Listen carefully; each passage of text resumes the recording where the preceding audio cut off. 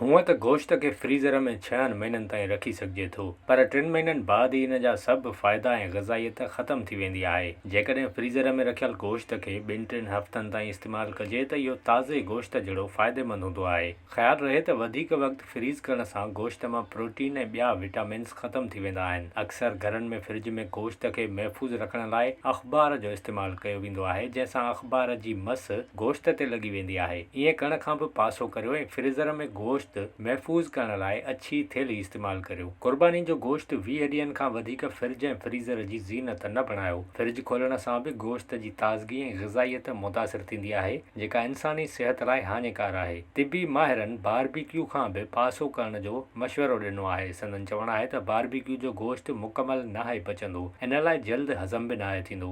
गोश्त जे भुॼटनि ऐं मसालनि जो वधीक इस्तेमालु दिलि ऐं ब्लड प्रेशर जे मरीज़नि लाइ हानिकार आहे। अवाम खे सलाह ॾिनी वई आहे त ईद जे ॾींहंनि में घर में तयारु थियल खाधनि मां लुत्फ़ वठो। गोश्त खाओ पर थोरो, छो त घणा भुॼट ऐं चटपटा खाधा अव्हां जी ईद जो मज़ो ख़राब करे छॾींदा। विज़िट कयो अवामी आवाज़ मीडिया ग्रुप जी वेबसाइट awamiawaz.pk